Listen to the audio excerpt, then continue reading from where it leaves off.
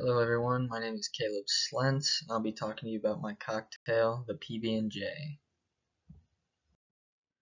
Now, my cocktail most resembles the classic drink, the Manhattan, and the origins of this drink are a bit murky, but the most popular story is that the cocktail came about in the Manhattan Club in New York City around the 1870s to 80s, and they say it was created for Winston Churchill's mother. But several establishments claim ownership for the creation, since the ingredients of the Manhattan tend to be quite simple. My inspiration for this cocktail is pretty simple.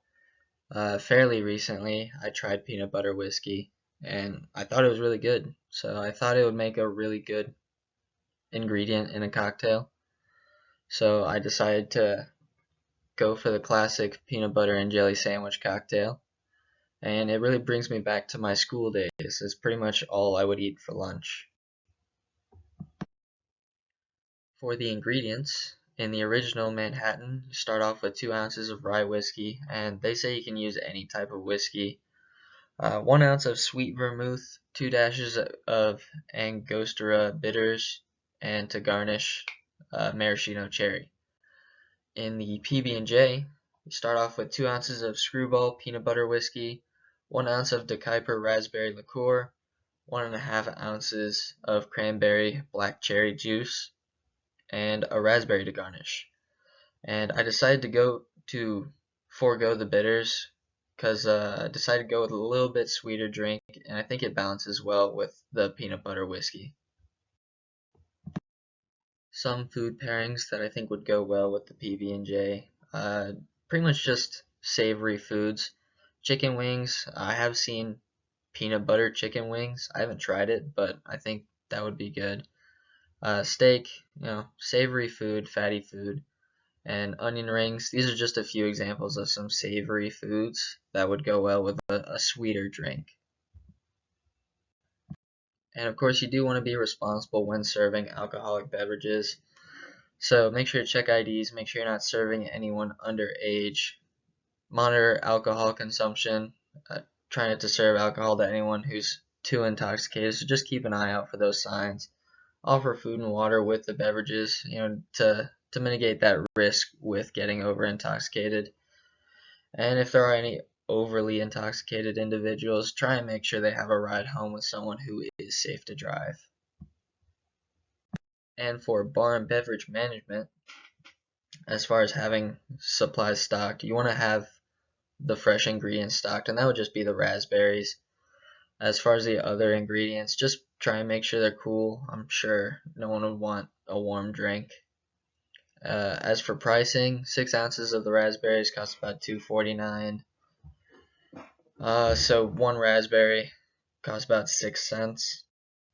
$26.95 for 25.36 ounces of the Screwball, and for one drink it's about $2.13 per 2 ounces. $9.95 for 25.36 ounces of DeKuyper raspberry liqueur, and that comes out to 39 cents per ounce. And then $2.98 for 64 ounces of the cranberry black cherry juice. That comes out to about 7 cents per 1.5 ounces. So the total for one drink would be $2.65, and just value based, and for the market around Coley, I would say $7.50, maybe even $7 would be fair. You're getting a good profit and you're selling a drink for pretty cheap. I am making the PB&J. So to start off, we're gonna get 2 ounces of the peanut butter whiskey.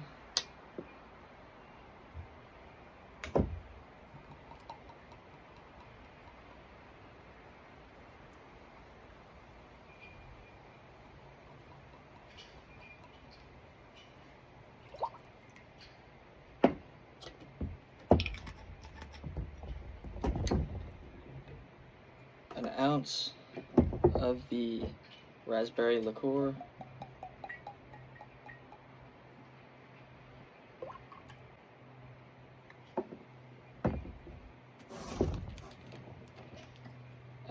1.5 ounces of the cranberry black cherry juice.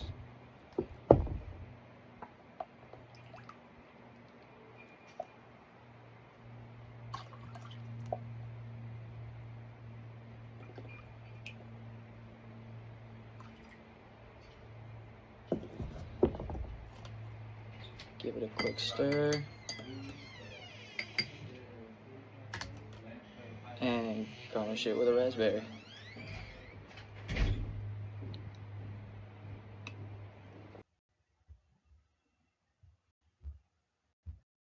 And here's my source. Thanks.